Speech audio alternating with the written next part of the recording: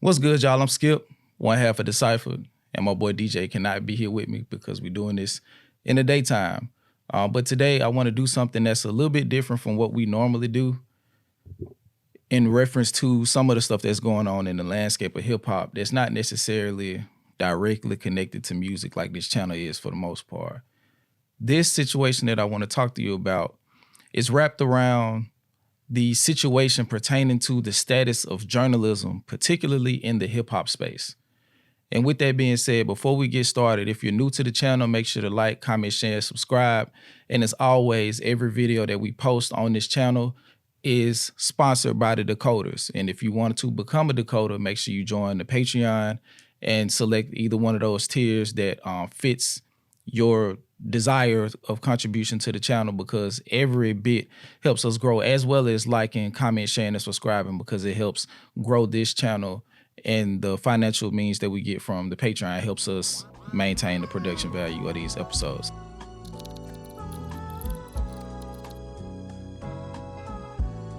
The journalism aspect and what does it look like going forward for the next 5 to 7 years in the hip hop space.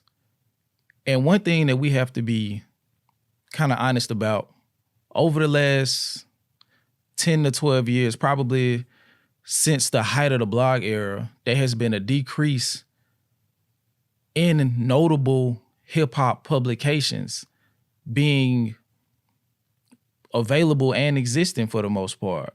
You know, you still have a Complex, but Complex now is more so in the outrage marketing, making incorrect lists and stuff like that to get engagement. It's more so an engagement farming opportunity, because at the end of the day, those publications have trouble maintaining their viability in the marketplace because people aren't as invested in print, particularly in the hip hop space, while there are, you know what I'm saying, publications outside of hip hop, Rolling Stone, Time Magazine, as we recently seen with the Kendrick Lamar interview, Harper's Bazaar, and other, you know, Architecture's Digest, other publications that maintain throughout the years their notoriety, their viability, and their strength and stronghold in the journalism space. So with that being said, now we're at a turning point with hip hop, and particularly hip hop journalism, because now we're getting to a point where it seems as if it's harder for journalists in this space to not only exist, but to connect with artists in a way that is beneficial for both the artists and the journalists looking to give a broader perspective into the mind or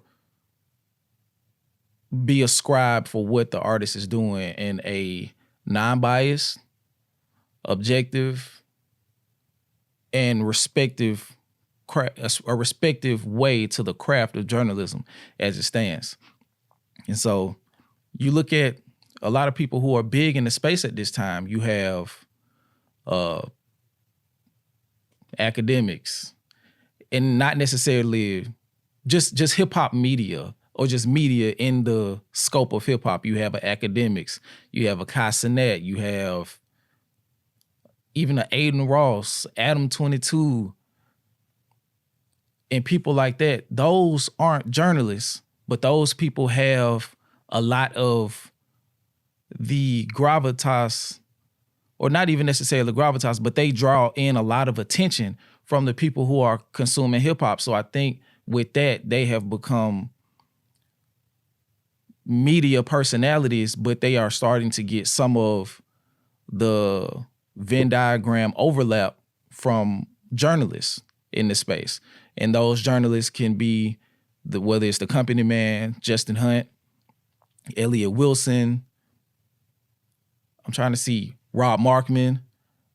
I don't want to miss anybody, but those three have been prominent journalists in the space for a long time. Angie Martinez, Charlemagne the God has found a way to maybe not necessarily be a journalist, but get those interviews and pull a lot from those artists and get them to open up in a way that he wouldn't necessarily be able to with let's say, a Breakfast Club interview.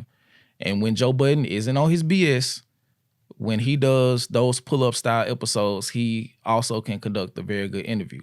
But the thing about that is, it's hard to, from the artist's perspective, feel like they can sit down with some of these individuals, more notably Charlemagne, Elliott Wilson to an extent, and Joe Budden, because they feel like they don't know if they can necessarily trust 100% the integrity of the person that they're sitting down with, because of how their opinion sways up and down due to what would seem like, from the outside looking in, swapping allegiances or strategic alliances or strategic arm over the shoulder, if you will, in certain aspects. So the objectivity is hard to pinpoint with these individuals at sometimes. And I can see how, from a perspective of a Punch, a Kendrick Lamar, or just larger artists who, once they get to a certain point, they go to publications outside of the hip hop space. And the thing about the Kendrick Lamar Harper's Bazaar article, he's been doing larger, quote unquote, publications outside of hip hop probably since 2013, 2014. So it's not outside of the norm for that to be something that he does, because he's been doing it for the better half of a decade. And you have the most notable J. Cole interview was with, if I'm not mistaken, Angie Martinez. So that was years and years ago. So once you get to a certain point, it seems as if the hip hop artists are no longer feeling confined to having traditional hip hop interviews. And the drawback from that is, it may be sending a certain message to mid-tier and up-and-coming artists where they feel like they don't have to. And that is not just a part of the artist, but it's also a part of the journalist. Because, specific example, Ebro has had situations where he has bumped heads on air with younger artists, trying to beat down certain old school hip hop ideologies onto them when they aren't necessarily of that ilk or of that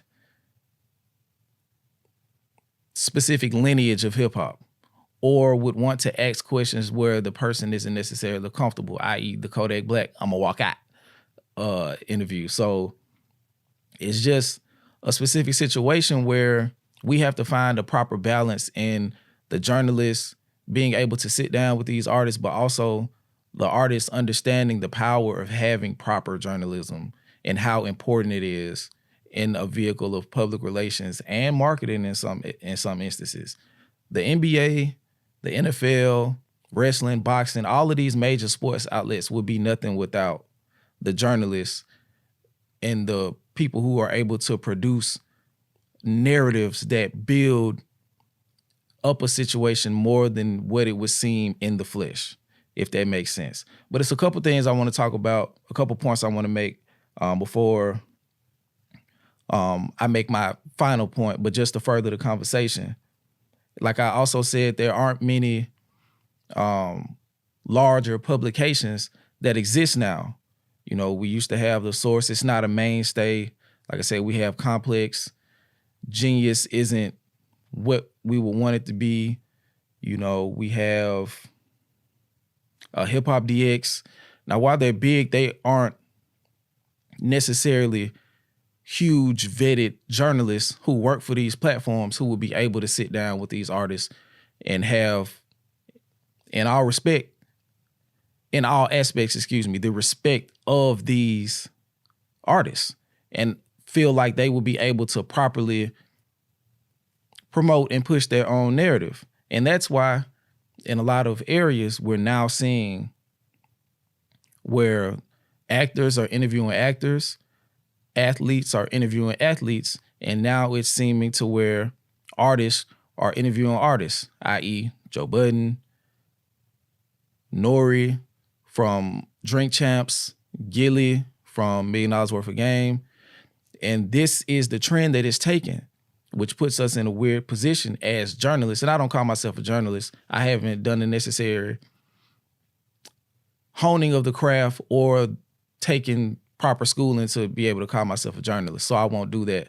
But I'm just speaking from the position of a journalist in hip hop as why it would be difficult for them at this specific point of time. And here are a couple of points that I wanted to make. There has been, probably since the Bobby Altoff interview, there has been a word that has kind of been floating around in my mind in reference to standard hip hop journalists since then. And since Casanat has been coming to a position of prominence in the hip hop space, of course, not a journalist, but just providing an avenue for artists to come and just be available and not necessarily have to be questioned in certain ways or be grilled for the sake of hard-hitting questions or engagement farmed in a way that isn't necessarily beneficial to the artist outside of clicks. And that word is entitlement. And I was chilling with Moni, I was watching her YouTube channel. She posted a video and I was thinking about, matter of fact, shout out to her. She said that exact word. There's a lot of entitlement with today's higher level journalists to where if something happens that isn't in the way that they would like it, they express vehement distaste for it. In particular, Elliott Wilson. For example, he recently posted a tweet and he said nah to that interview and nah to that single, referencing what we can assume Tyler, the Creator, and Kendrick Lamar's Harper Bazaar interview with SZA. And when, as artists, if you see the journalist shading you because you're choosing not to speak on their platform, it puts you in a position to where whatever you did at that specific point of time may have not been for that. But in the event where you want to circle back and have a hip hop interview, you're not going to want to sit down with somebody like that because they're showing their colors when they don't feel their entitlement being pacified or nurtured by someone that they feel it should be pacified or nurtured by, which is hurting the integrity of that specific journalist, especially when, as I noted prior, we don't have, or the journalists don't have huge publications backing them. You know what I mean? So that puts those journalists in a very particular situation.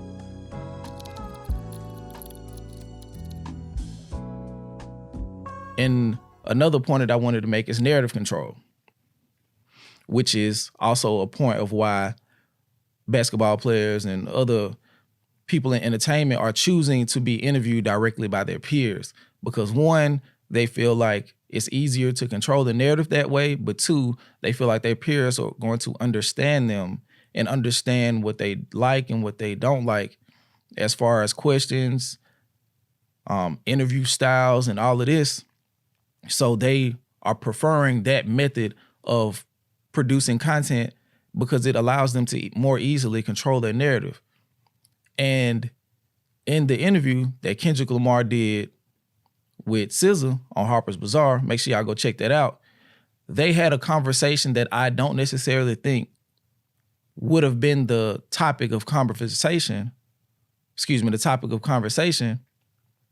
if he would have sat down with, let's say, a Charlemagne or Elliott or Joe Budden at this particular time, because the conversation would have been more likely attached as an addendum to the beef that he just had with Drake, as opposed to Kendrick having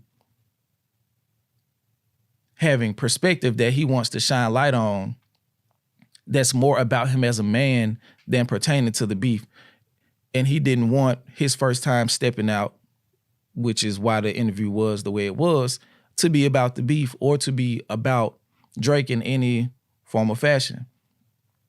And now we're seeing some blowback from that in connection to how people feel about how he described what Not Like Us meant. And to me, he was explaining the phrase and not the song.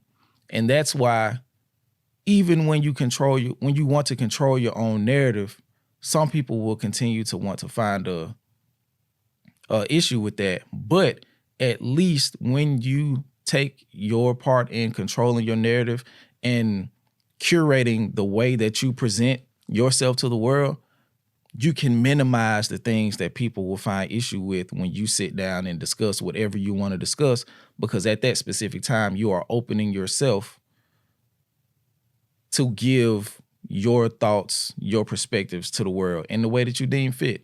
And people have to also come to the point of realizing that there's nothing wrong with that. You know what I mean? And the last thing that I wanted to say as far as the points was, at this point, we got to be honest about the journalistic situation as far as exposure. We're in an attention currency right now. And truth be told, and I know it's sad, but we have to be honest about it. There's more exposure and there's more visibility on these other platforms. Even though these platforms may not necessarily hold specific journalistic integrity, they're not going to these places to be analyzed or picked apart in under the guise of journalism. You know what I mean? They're going to these places to really just be seen for the most part. That's why you go to a Casanet like Offset did. It's kind of to more so show your personality in a way that doesn't follow a rigid interview style. That's why you saw Nicki Minaj go there, even though it was kind of out of what you would expect, especially with the age difference and how awkward it would appear at times. She probably thought it would be better to do that than sit down with a journalist who would want to bring up the Cardi or bring up the Meg beef or talk about issues with her husband possibly. When if my goal is just to be seen and let people know that I'm about to go on tour, that I just dropped the album, and that's my only goal, I'm gonna just go to the place that has the most visibility. And Casanet has the eyes of the youth. And to a lot of the misfortune for the grand hip hop space, so does academics. So I just think for the journalists, there has to be a shift in how the profile is being built and maintained through this period where we don't necessarily, and I keep saying we, unintentionally, of course, journalists don't necessarily have that backing. So they have to build their channels, build their own individual networks so they can be a place that these artists feel that they can go to and be able to be received in a certain way and not grilled in a way that isn't conducive to the image that they're trying to project. Because at a certain level, this is all public relations. It's all PR. So if I can go somewhere where the goal is met without becoming clickbait and fodder for the internet and Twitter streets, I'm probably going to do that. And it seems like that's what's going to happen. So for the journalists, hey man, gotta find a way, gotta persevere, and gotta find a way to be crafty, have ingenuity, and be able to reach these people and gain their respect. That's the only way it's gonna happen. But for the artists, y'all also have to understand that there is a relationship, equally beneficial relationship when both sides meet it with respect and with integrity. Those great interviews can be done again, and artists can be represented in the light that they will want to, and the journalists can be able to, exercise the muscles that they've developed in honing their craft. So with that, I mean, it's journalism isn't dead. And we see that with all the other journalists in other genres and in other forms of entertainment still having success. So we just have to kind of read the room and see what's going on and see how hip-hop journalism can be respectfully and with the integrity built back up to a place where it can compete in those spaces. And it's going to take time. It's going to take love. It's going to take intention.